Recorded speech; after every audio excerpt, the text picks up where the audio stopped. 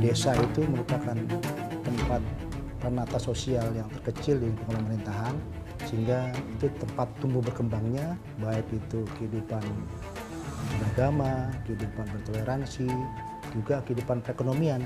Jadi yang dulu kami merasa harus saya benci, saya harus musuhi, sekarang saya harus berubah. Saya harus cintai negeri ini sebagai bagian dari amanah Allah yang harus saya lakukan. Radikalisme sangat berbahaya. Makanya saya mau mengedukasi ini.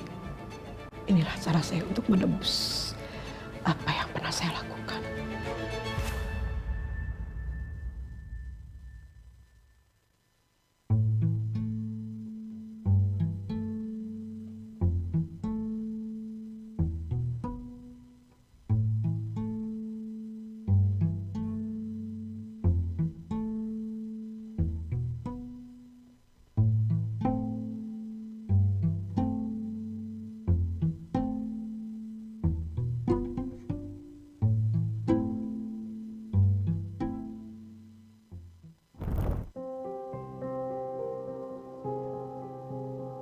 Nama saya Abdul Haris alias Haris Hamir Falah, dan saya salah seorang dari mantan narapidana terorisme di Indonesia. Sudah, semuanya ada ya?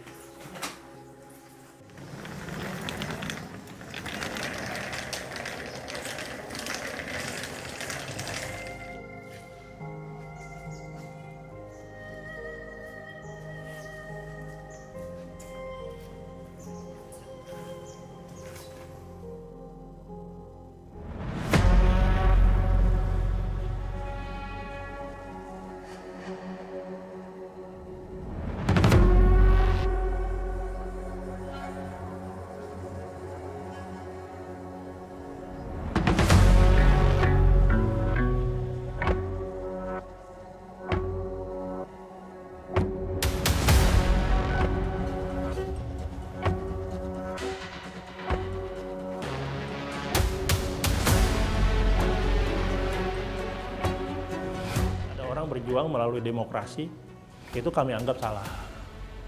Berjuang yang benar itu harus melalui mengangkat senjata, berperang dengan orang-orang yang menentang kebenaran yang saya pahami waktu itu. Saya dipahamkan Islam yang ya sangat kaku sekali, kemudian juga mengandung unsur-unsur kekerasan, dan terbentuk bahwa saya merasa saya dan kelompok saya lah yang paling benar. Di luar dari kelompok saya itu, walaupun sama muslim ya, saya anggap itu salah, apalagi di luar muslim.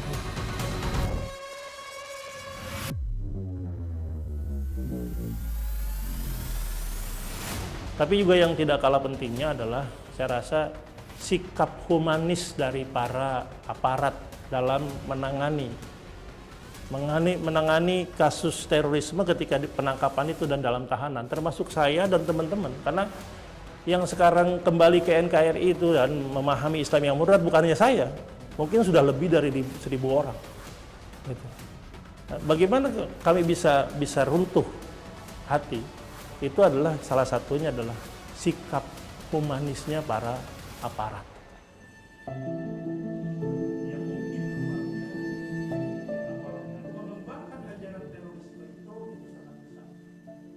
Pada saat ada orang yang kemudian menyatakan perbedaan itu harus ditolak, gitu ya. Perbedaan itu tidak boleh diterima, dan mereka kemudian mengajak dan mengajarkan kepada masyarakat, itu artinya sedang beredar ajaran intoleransi.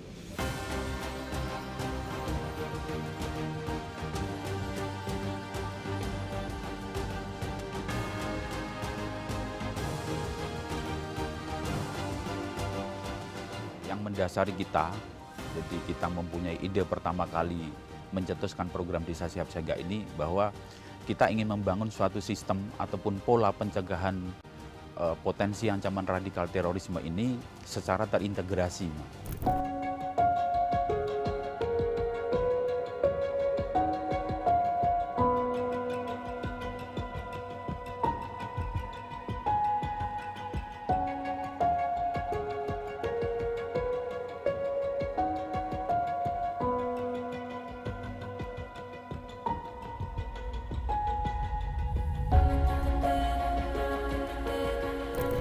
Jadi kalau kita berbicara terorisme, Mas, secara spontan masyarakat itu taunya ya tukang bom bunuh diri gitu. Padahal aktivitas terorisme itu sangat banyak sekali. Di situ ada rekrutmen, kemudian di situ ada propaganda, di situ juga ada pendanaan, bagaimana organisasi bisa hidup, dari mana itu dananya. Nah, itu kita sampaikan ke masyarakat, bagaimana mengenali ciri-ciri radikal teror ini di masyarakat, sehingga masyarakat ini akan muncul kepekaan, sehingga masyarakat ini akan muncul kesadaran dan berani melaporkan dan peduli untuk berbicara. Ayo kita sama-sama mencegah ini dari desa, dari masyarakat kita.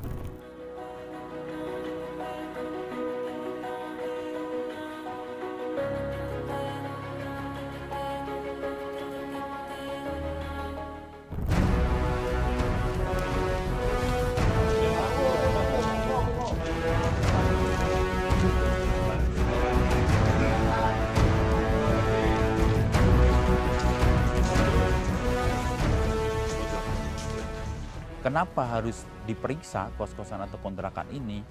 Seringkali kos-kosan atau kontrakan ini dimanfaatkan, disalahgunakan oleh kelompok jaringan radikal teror ini untuk merencanakan aksinya, untuk persembunyian mereka. Mereka ngontrak atau kos memakai identitas yang orang lain, tetapi yang menghuni itu ya kelompok jaringan itu. Makanya ini rutin kami wajibkan tiap desa untuk melakukan pemeriksaan kos-kosan ataupun kontrakan. Pak Haji, punten ya, yang kontrak di sini ada berapa kontrakan, maksudnya kos-kosan ada berapa ruangan? Berapa kamar? Ada 8. 8. Nah, kalau bisa kami minta izin ya, minta data-data penghuni kontrakan Pak Haji nih. Bisa, ya. Pak. Ya, artinya ngerepotin, nganggu. Nggak apa-apa, terima kasih. Bisa dilihat kan, Pak? Bisa, Pak. Datanya barangkali Pak Haji simpan. Ini kita, Bu. Minta dibantu.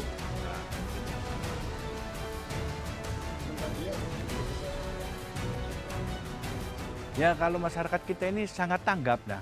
Kalau umpamanya ada orang baru langsung didatangi atau ditanyai, dan kalau umpamanya sampai ngekos atau ngontrak di wilayah kami ini dimintai fotokopi KTP. Gitu. Jadi warga lebih peduli. Lebih peduli, sangat peduli sekali.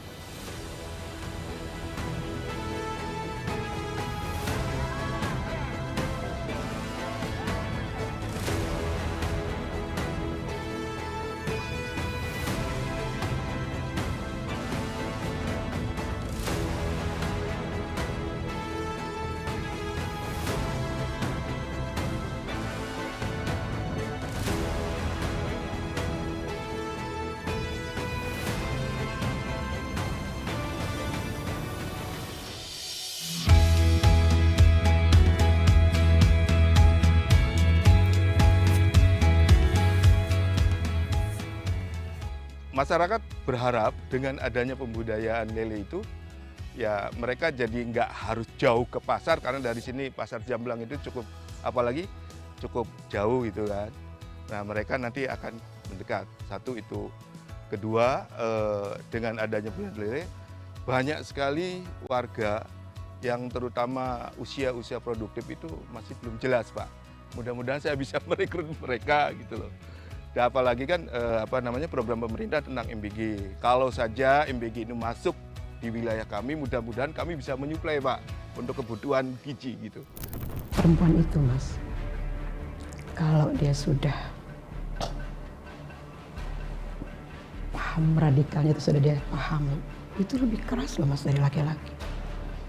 Karena dia akan membawa anaknya, dia akan membawa suaminya, dia akan membawa lingkungan keluarganya.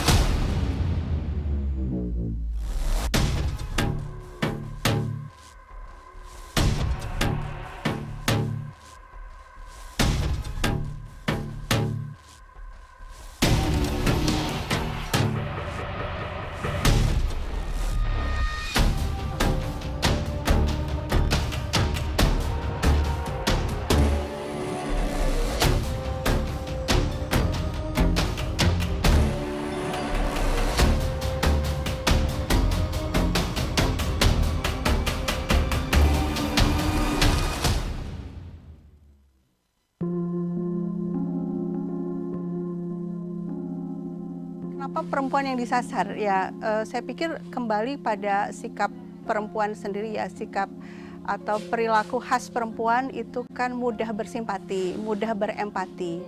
Biasanya narasi yang disampaikan kepada para perempuan untuk membujuk mereka agar bergabung dengan kelompok teror itu adalah penderitaan gitu ya, atau kesengsaraan atau upaya untuk membela orang-orang yang tertindas. Ketika kita melihat sifat perempuan yang rentan ya, karena dia kasih sayangnya sangat besar, keinginan untuk membantu pihak lain itu sangat besar. Ketika ini kemudian akhirnya dia mendapatkan informasi yang salah dan akhirnya terpapar radikalisme, mau nggak mau informasi yang dia dapat akan tertular juga ke anak-anaknya. Nah di sini juga akhirnya seorang perempuan juga membawa membawa bahaya tanda kutip yang lebih besar lagi. Bukan hanya dirinya, tapi dia menularkan lagi ideologi radikal itu kepada anak-anaknya.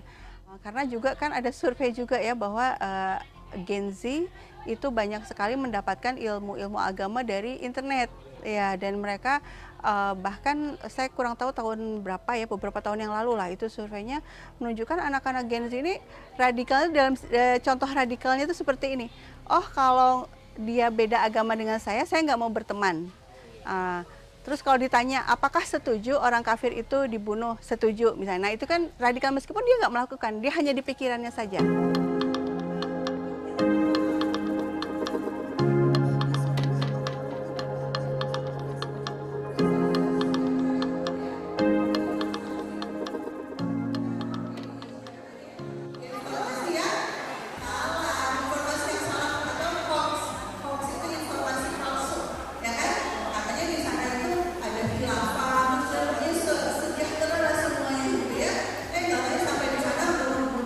Salah satunya tentu dengan memenuhi media sosial dengan konten-konten toleransi, kasih sayang, dan jadi ini ya, upaya anti radikalisme atau pencegahan radikalisme itu perlu dilakukan di segala lini, terutama memang di medsos karena mereka masuknya juga lewat medsos gitu ya.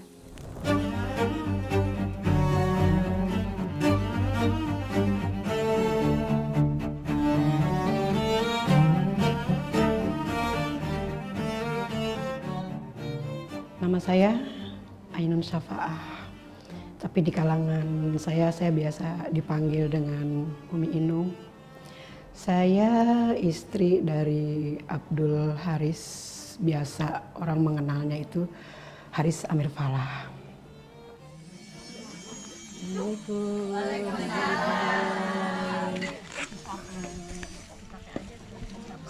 Di media sosial itu banyak tersebar paham-paham radikal tanpa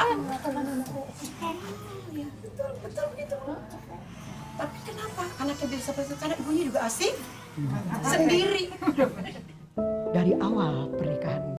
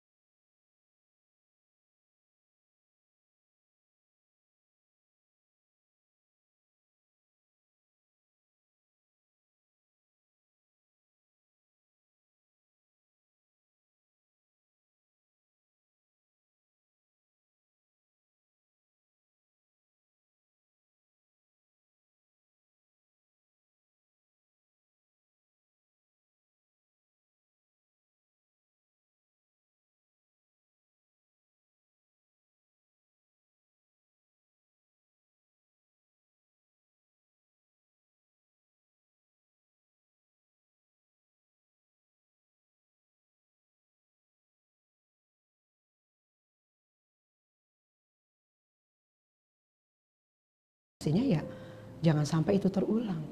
Bahwa bangun komunikasi yang baik dengan anak, beri pemahaman yang agama yang benar. Bukan agama yang memusuhi, bukan agama yang intoleran, tapi agama yang toleran, penuh kasih. Mudah-mudahan apa yang saya alami tidak dialami oleh ibu-ibu, anak-anak di Indonesia ini. Makanya saya mau mengedukasi ini. Inilah cara saya untuk menebus apa yang pernah saya lakukan. Entah bagaimana nanti penilaiannya Allah. Tapi saya berusaha. Inilah yang saya lakukan untuk agama saya, untuk negara saya.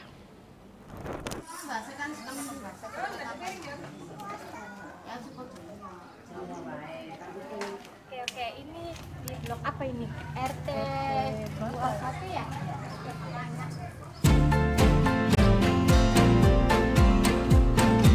Jadi tupoksi kami sebagai penggerak desa itu adalah sesuai diambatkan oleh BNPT. Satu, memberikan wawasan atau memberikan pengalaman, bukan pengalaman Pak ya. Jadi memberikan pelajaran apa sih tentang radikal itu, apa sih bahayanya radikal itu. Untuk targetnya saya gini ya, target itu tidak saya ngambil bukan tebang pilih, tebang rata. Karena masuknya paham radikal itu tidak hanya ke seorang ayah, tidak ke laki-laki, tidak hanya ke ibu-ibu, tidak hanya ke remaja, anak-anak pun kena. Jadi semuanya saya sosialisasikan, karena apa? Target mereka tuh target semua untuk kalangan teroris. Fungsi perempuan sebagai penggeraknya itu kita ke perempuan lagi Mas, ya. Supaya apa? Supaya dengan adanya perempuan penggerak itu motivator seorang perempuan itu di kalangan dari kalangan terendah, menengah dan atas itu perempuan itu harus tetap. Karena dengan terindikasinya perempuan itu bisa menghancurkan segalanya. Karena makanya situ di satu perempuan itu harus hebat, harus jago dan harus bisa membentengi diri. Kuncinya satu, yaitu kami harus bersinergi dan kolaborasi terhadap kementerian lembaga terkait untuk sama-sama membangun desa.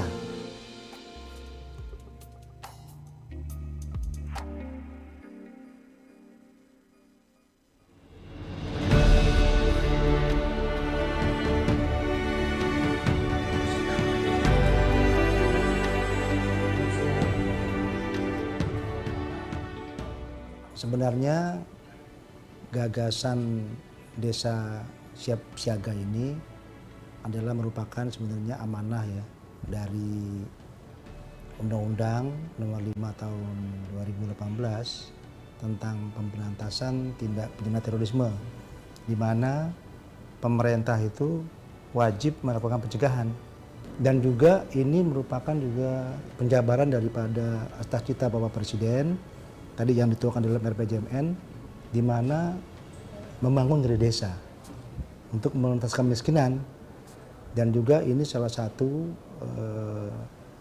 faktor yang menjadi stimulus tumbuh kembangnya terhadap paham-paham radikal terorisme, sehingga BNPT perlu mengadakan program di desa siap siaga.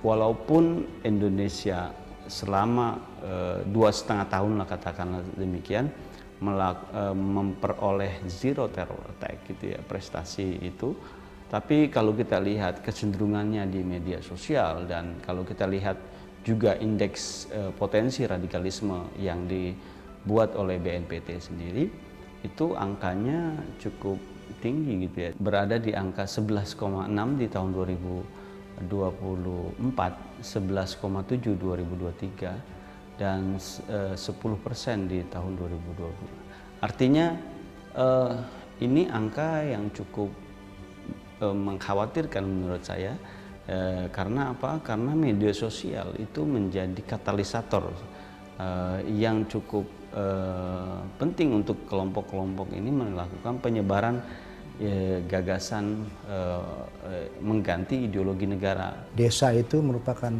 tempat penata sosial yang terkecil di lingkungan pemerintahan, sehingga itu tempat tumbuh berkembangnya baik itu kehidupan beragama, kehidupan bertoleransi, juga kehidupan perekonomian, sehingga tepatlah BNPT mengadakan kegiatan untuk program Desa Siap Siaga. Membangun itu dari desa menjadi sangat penting, tapi catatannya adalah bagaimana mengantisipasi persebaran ideologi itu melalui media sosial. Nah, ini menurut saya pekerjaan rumah juga gitu ya, artinya kombinasinya menjadi sangat penting. Harapan kami yang paling sederhana, meningkatnya kepekaan warga, Mas. Meningkatnya kesadaran masyarakat. Ketika ada hal-hal yang ganjil yang terjadi di desa itu, masyarakat cepat merasakan dan cepat melaporkan. Sehingga sistem temu cepat, lapor cepat, cegah dini, deteksi dini, itu dapat segera kita antisipasi. Kami juga sudah melakukan sinergi, contohnya kepada Menteri Desa, kemudian kepada Menteri Agama, kemudian kepada Kementerian Sosial, dan Kementerian mungkin Tenaga Kerja, kemudian lembaga-lembaga pemerintah seperti Badan Usaha Milik Negara, untuk sama-sama kita mengembangkan desa ini supaya tadi itu bahwa di dalam RPJMN diamanatkan bahwa kesiapsiagaan nasional ini penting dilakukan di tingkat desa supaya sejak dini mitigasi pencegahan itu bisa dilakukan supaya tindak pidana terorisme tidak terjadi.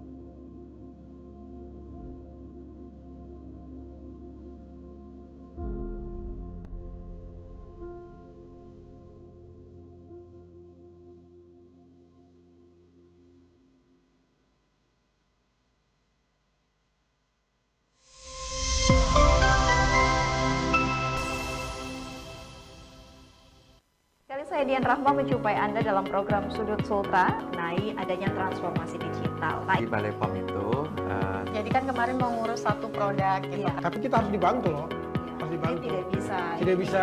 Kita masih akan kembali tetap bersama kami di Sudut Sultan.